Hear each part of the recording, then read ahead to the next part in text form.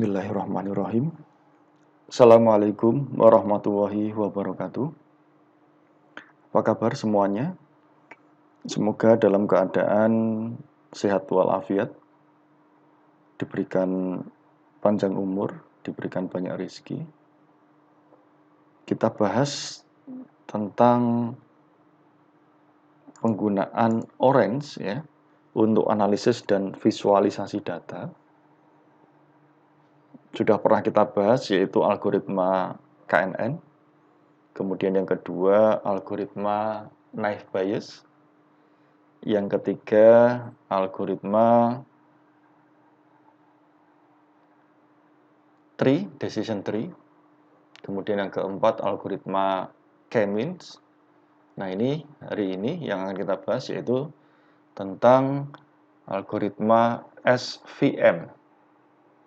SVM itu adalah support vector mesin. Nah, secara umum algoritma ini, SVM ini dianggap sebagai pendekatan klasifikasi. Jadi secara umum ini dianggap sebagai termasuk kategori klasifikasi.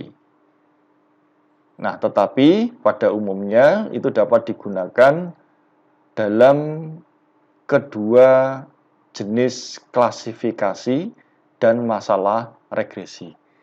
Jadi yang termasuk klasifikasi dan regresi ini bisa menggunakan algoritma SVM atau support vector mesin.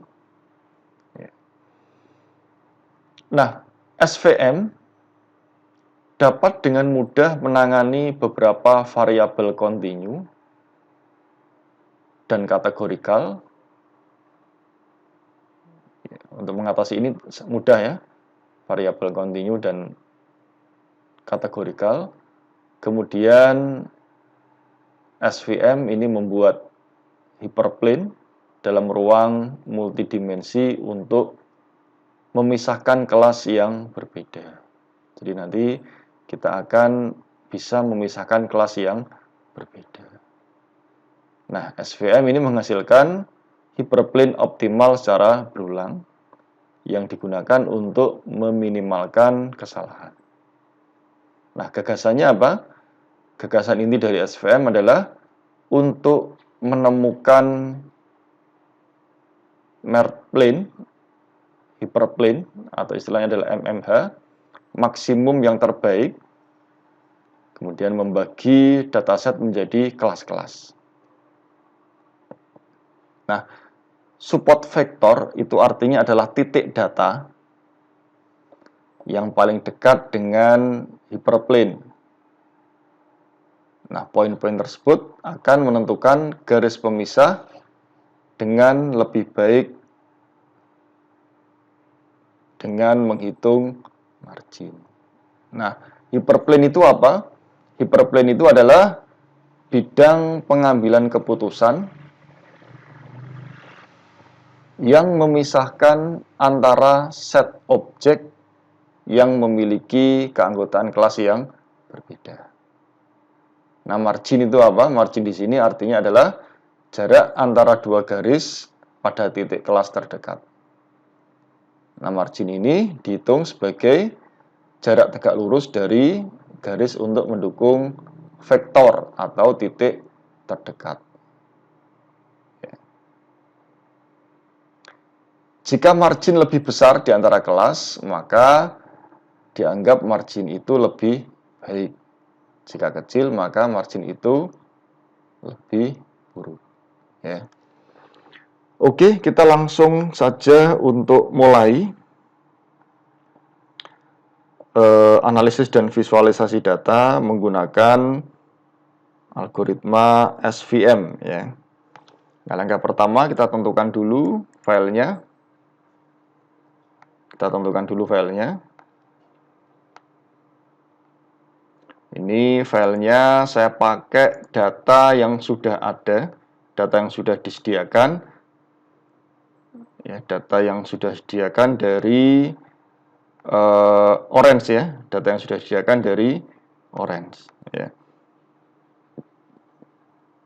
Nah, data yang kita gunakan yaitu data housing. Ya, ini data housing.tab. Open. Kemudian kita tentukan targetnya adalah di MATV. Ya, MATV-nya ini adalah targetnya. Oke, kalau sudah, kita coba tampilkan dulu data table. Nah, ini datanya. Nah, ini data yang sudah kita dapatkan. Ya.